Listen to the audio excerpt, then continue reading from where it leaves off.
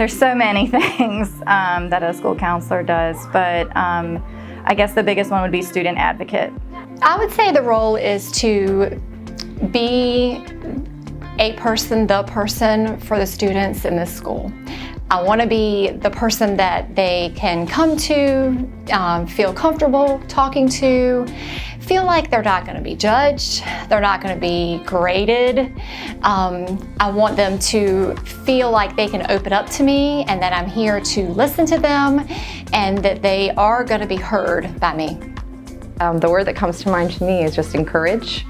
Especially at the elementary level, I feel like a little mini cheerleader. I'm always looking for things kids are doing that are, getting social skills, being kind, being polite, being a good friend, being in control of themselves. I do a lot of prompting, a lot of encouraging, a lot of just like being a cheerleader and seeing them, right? Letting them know that they're being seen. We do that in lots of innovative ways at the elementary school.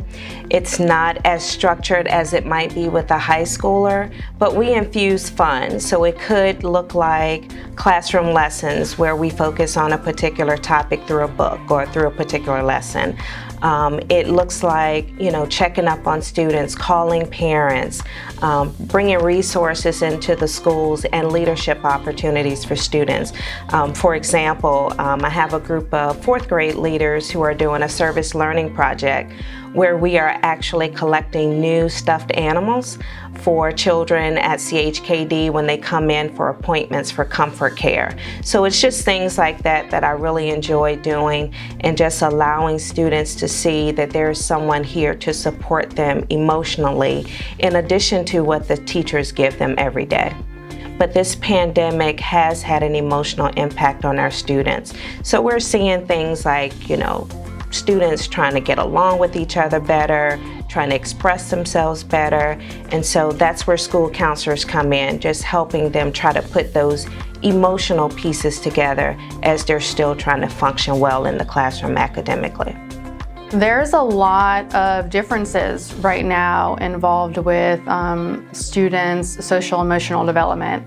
We're seeing a lot more anxiety happening in schools, a lot more separation anxiety even, because they were at home for so long. So it's kind of harder to separate from that home life and coming back and having a whole new environment to surround yourself in and knowing how to deal with that. Our second graders were in kindergarten when we closed for COVID back in March that year. They really only got half of a year to be in the building and be learning what it is like to be in school. So our second graders have been, on our radar, and so we're spending a lot of time with them and making sure that they're catching up on their social emotional health. A lot of kids come in and they're anxious about their coursework, they're anxious about being around a lot of people, and we've been here to help settle those nerves and to help them calm and show them the ease of once you get in there, it'll be okay.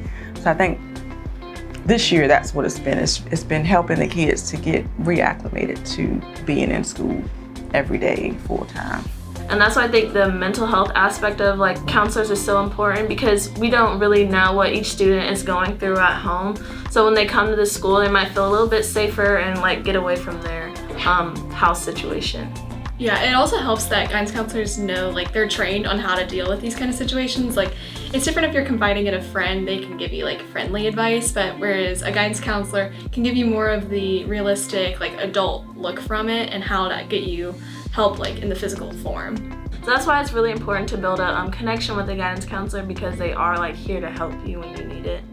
I'm here for just not students, but also teachers and parents. We get to work a lot with teachers in collaboration on certain things. So I got to do a really cool classroom lesson working with our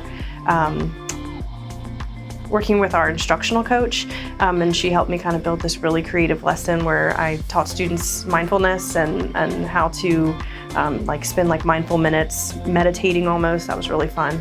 I'm a parent first as well, but because of my background in special education, I am a very strong advocate, and oftentimes parents do not know exactly what we can provide as far as resources if they are having a challenging situation at home, or if something is like a new behavior and they can't figure it out. Making sure parents are informed of what's going on. Letting them know that their baby was spoken to about certain situations. It doesn't mean every single parent will always be contacted, but for the most part, just making sure that school and home are working as one. Right now, we have so many kids that have like so many emotional concerns going on, mental health issues, and for us to be like unavailable or tied up in testing is detrimental to the student. They need us to be available to them. So having a partner here is great.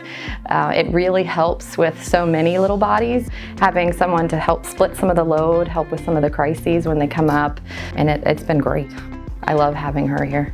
With Miss Van Sciver being here, we're able to implement like so much more. Like, I not only can think of cool creative ideas, she can help me implement those cool creative ideas, so we're able to get a lot more done.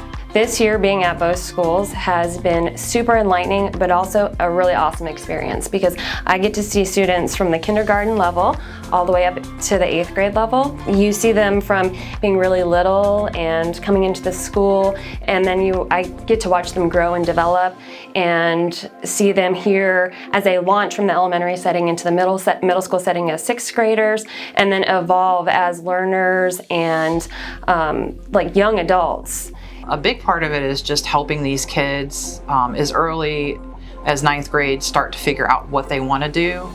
It can be really intimidating, so I just tell them, you know, it's not what you're doing for the rest of your life, it's just what you're doing after you graduate for the next year. So getting past how intimidating that can be and helping them to just take that next step and be brave.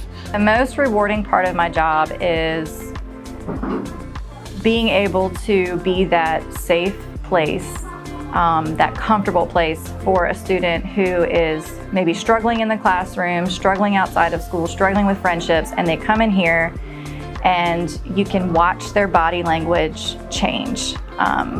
You'll see an anxious student come in and they're wringing their sleeves, and then by the time we finish talking, they've completely rested their arms, their body's relaxed, and they feel heard. So to hear a kid say, like, Miss Carter, this is a place where I feel safe to be me and comfortable being me, it's beyond words. Feeling like I'm making a difference in the kids' lives, like, that's why I do what I do. That's my why.